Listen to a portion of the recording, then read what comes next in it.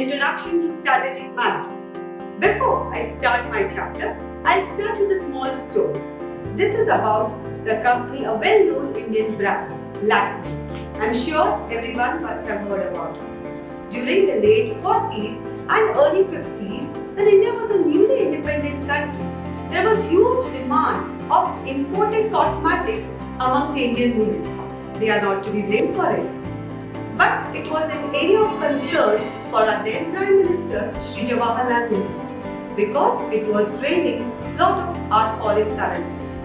So he consulted J.R.D. Tata, a well-known industrialist. They decided to manufacture products which are of international standards, such cosmetics that are of international standards in India itself. J.R.D. Tata introduced the product and named it Lakshmi. Unfortunately, the product failed.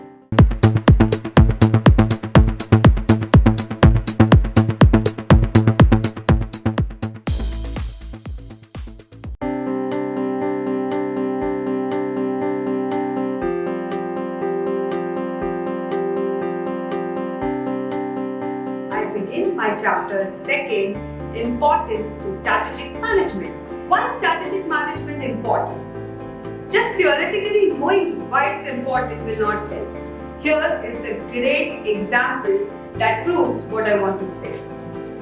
Any idea who is this man? He is founder of Nirma Detergent, Karsanbhai Patel. A true story of rags to riches. Karsanbhai Patel belonged to a lower middle class section of the society. He left his odd jobs and started manufacturing detergents at the backyard of his house. He used to sell door to door his products. Commendable. And then later he was so confident about the quality of his product that he offered money back guarantee if products were not satisfactory, or if the customers were unsatisfied with the product.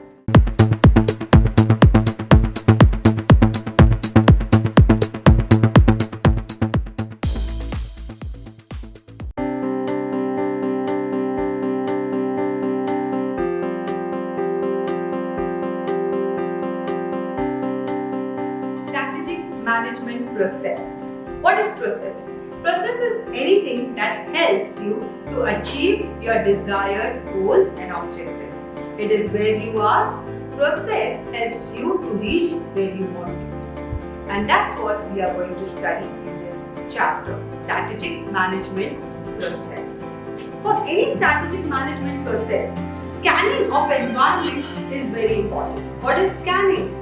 Scanning, as I said earlier, is identifying the objectives, analyzing the internal business environment, external business environment, formulating goals and policies to achieve those objectives, implementation of those objectives, and then monitoring and controlling the decisions. So, scanning helps you to analyze what are the internal strengths and weaknesses of the organization and what can be potential opportunities or threats. Let's quickly revise what we have studied earlier.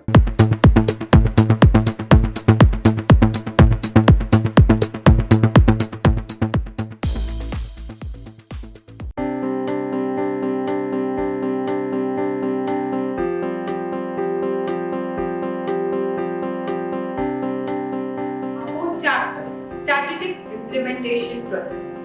In 1952, Colgate faced stagnation in sales.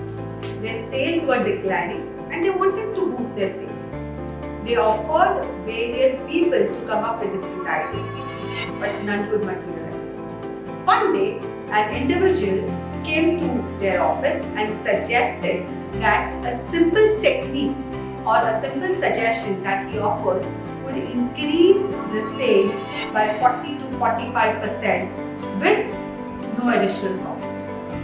But he wanted a consultancy fees of $1 lakh. $1 lakh is a big amount now, a bigger amount in 1952. So Colgate borrowed some time and management decided to internally review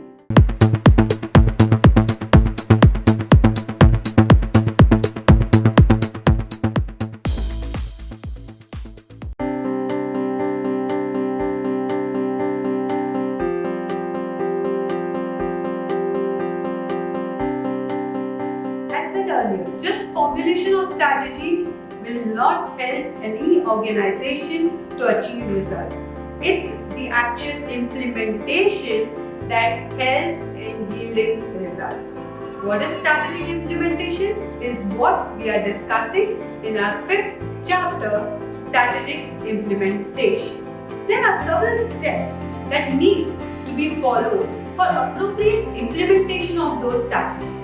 Just building strategies will not yield results. So what are these steps that helps in achieving those results is what we are discussing now. The first step is to developing an organization. An organizational culture and structure is very essential. Organizational culture and structure helps in easy formulation of rules, regulations, policies and procedure. Structure is deciding who is reporting to whom.